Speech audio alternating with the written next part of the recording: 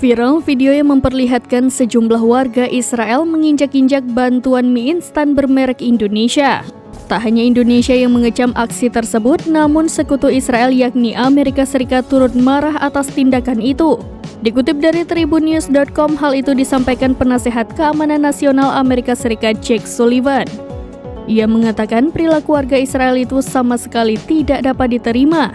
Gedung Putih juga menyampaikan keprihatinannya kepada pemerintah Israel. Tak hanya Washington, sekutu Israel yakni Inggris turut mengecam tindakan tersebut. Hal itu disampaikan oleh Menteri Luar Negeri Inggris Lord Cameron.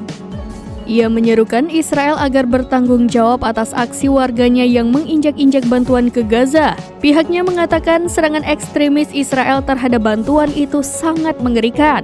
Cameron mengaku akan menegur langsung pemerintah Israel. Sebelumnya, bantuan pengunjuk rasa Israel mencegat truk bantuan yang menuju Gaza.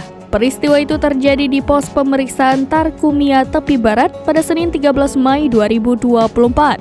Dalam video yang dirilis AFP, warga tampak seperti melempar dan menginjak-injak paket berisi bahan makanan, termasuk paket mie instan merek asal Indonesia.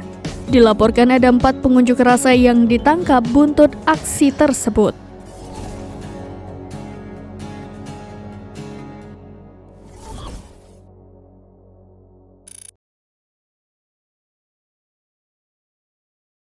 Download Tribun X sekarang, menghadirkan lokal menjadi Indonesia.